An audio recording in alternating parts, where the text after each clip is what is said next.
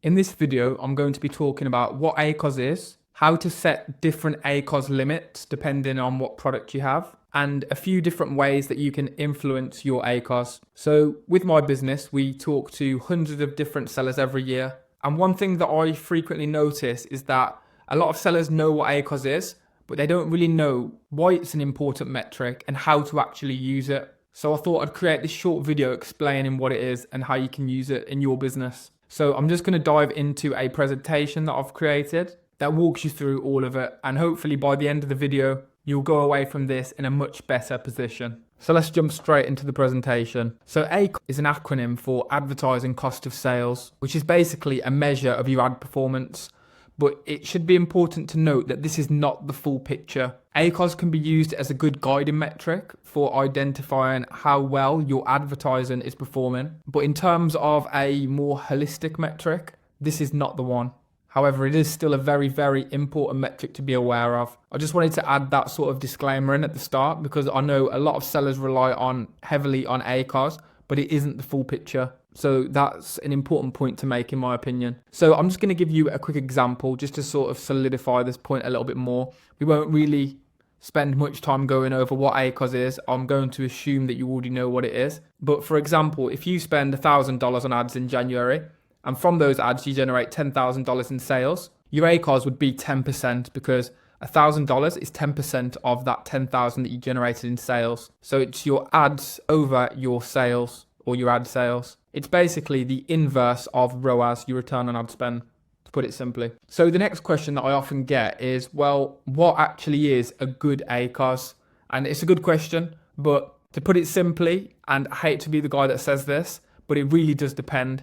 So I'm just going to break down different scenarios, different product types, and what would generally be a good ACOS. So the first phase would be profitable ACOS, and we'll dive into all of these three in a moment, but I just want to give you a quick summary of the three different types of ACOS thresholds or limits that you might be setting. So the first one would be a profitable ACOS. The second would be a loss leader ACOS, and the third would be a launch ACOS. So as I said, we'll dive into each one of these in greater detail in a moment. But as a quick overview, these are sort of the three different buckets of ACOS that you might be setting for different products. And it really will depend on what your product is and where it is in its life cycle. So the first one is profitable ACOS. Now, very simply, the goal here is to make a profit on your advertising. So any spend that you have on your ads, you want to be making sure you're getting a direct return from that advertising. So which ads do you really want to have in this bucket? Now, generally, we're going to have sponsored products, and these are going to be for established products.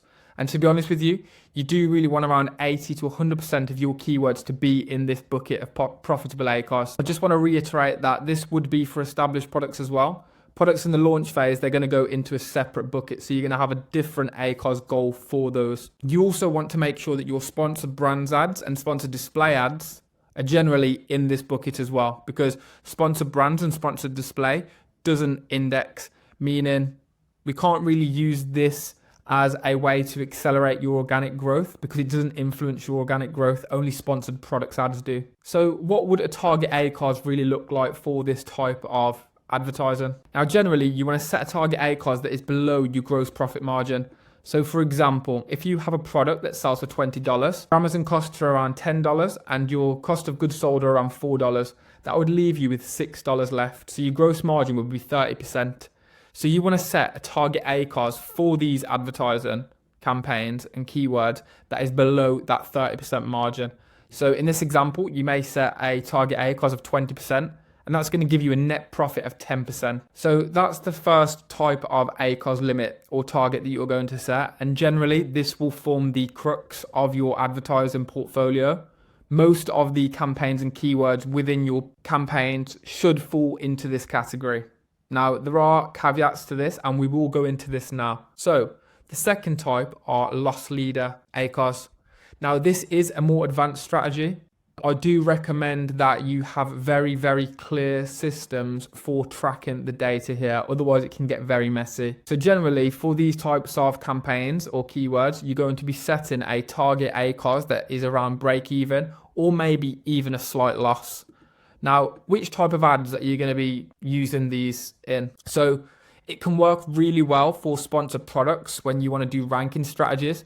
So if you have a set of keywords that are really important for your product and you want to make sure that you're getting organic exposure for those keywords, then you may set a slightly higher target ACOS for these types of keywords, knowing that although you may not make a profit on the advertising, it's going to send more positive signals to Amazon and hopefully help you rank organically much higher so that you generate a ton of organic exposure for those keywords. Now, it can also be used for repeat purchase products. So let's say, for example, if you're selling supplements, you might know that you have a very good back end, and for every customer that purchases once, they will then go on and purchase another 6 times.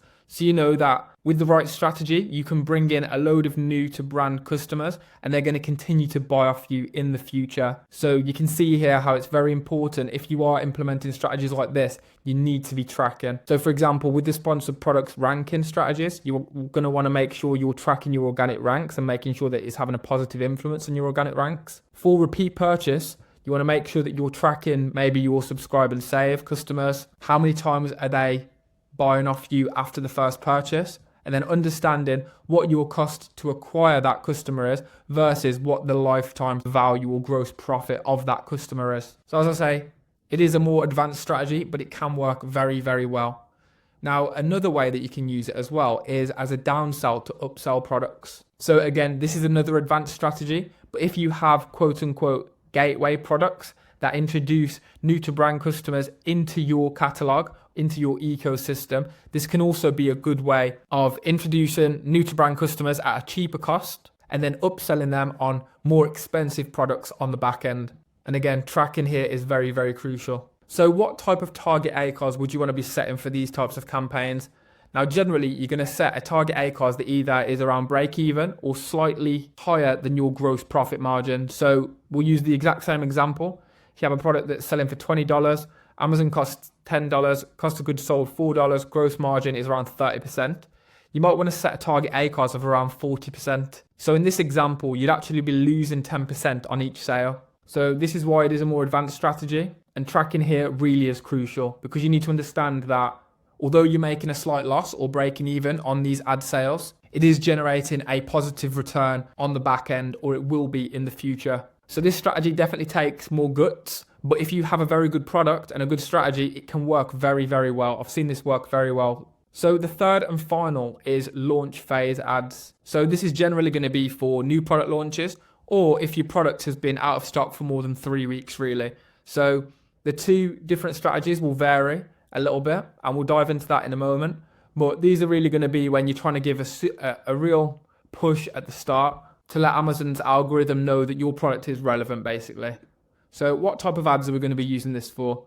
So you only want to use this for sponsored products. You don't want to be doing sponsored brands or sponsored display here, because as I explained earlier in the video, sponsored brands and sponsored display doesn't influence indexing or organic ranks. So you are just going to be draining money at this point if you're doing this with sponsored brands and display. Now, it's also very important to have a clear target set in this example. So you may set a target of your new launch being that you want to achieve 50 reviews. Now, I don't recommend just picking an arbitrary target. So in this example, if you know that the majority of your competition have around 50 to 100 reviews, you know that if you can get to 50 reviews, then your conversion rate is going to be very similar to the market average. And then you can begin to reverse engineer the numbers. So if you know that your review rate is around 5%, then you know that you'll have to generate 1,000 sales to get those 50 reviews.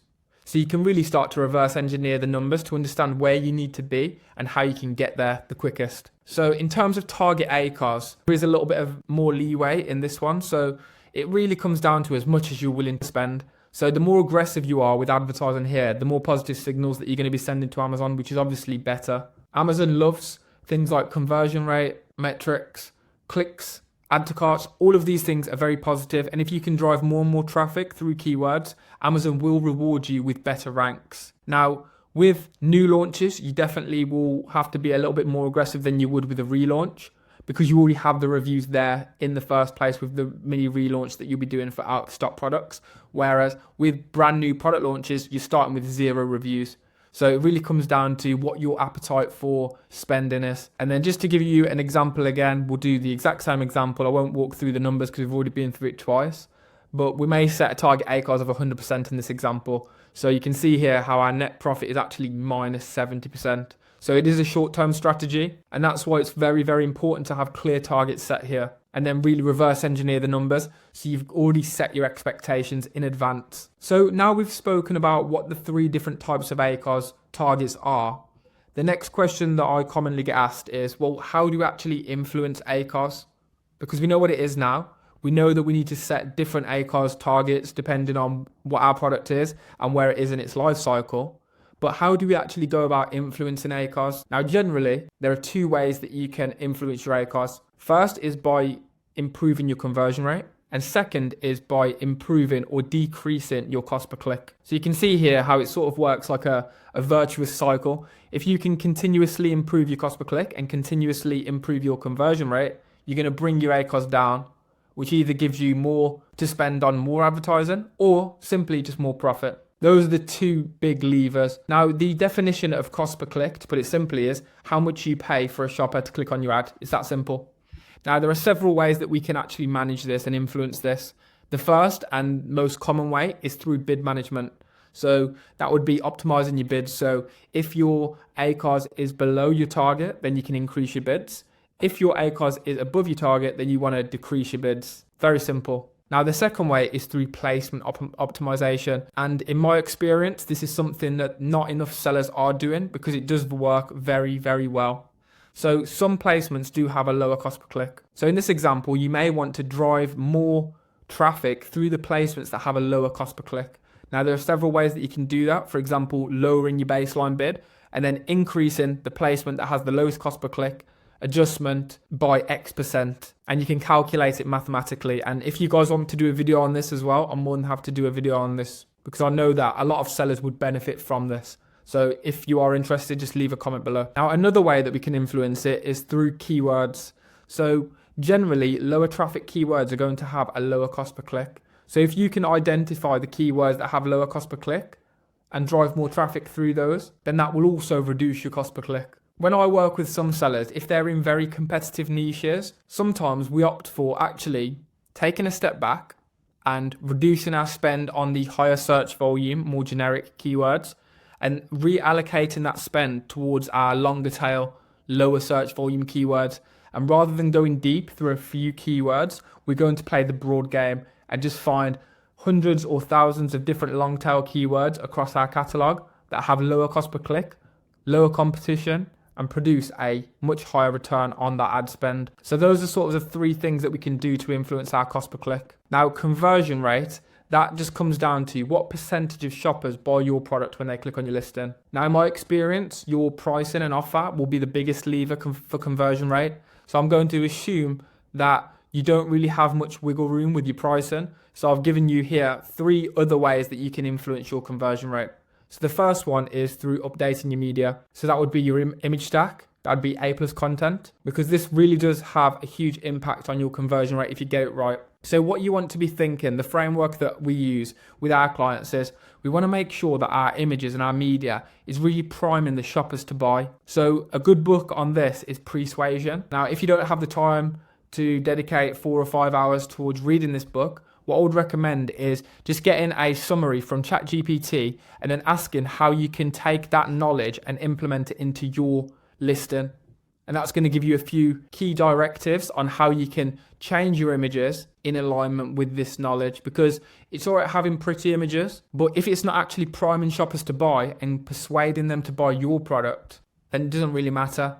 So we prioritize the metrics, the data over it looking pretty. Now, ideally, you want to have it looking pretty and also have really good conversion metrics. That's really the sweet spot. But if I had to prioritize the one, I would prioritize making sure you're priming these shoppers to buy your product using persuasion techniques. Now, another thing that we can look at to influence conversion rate is your copy. So I know this is very, very overused. A lot of people talk about this, but you want to make sure that your copy is very benefit rich and contextual rich, especially now that we have Rufus. You want to be making sure that your bullet points and your description and any text that's on your listing is talking about what your product is, who it can be used by, what it can be used for, in what events, is it seasonal, is it complementary to any products?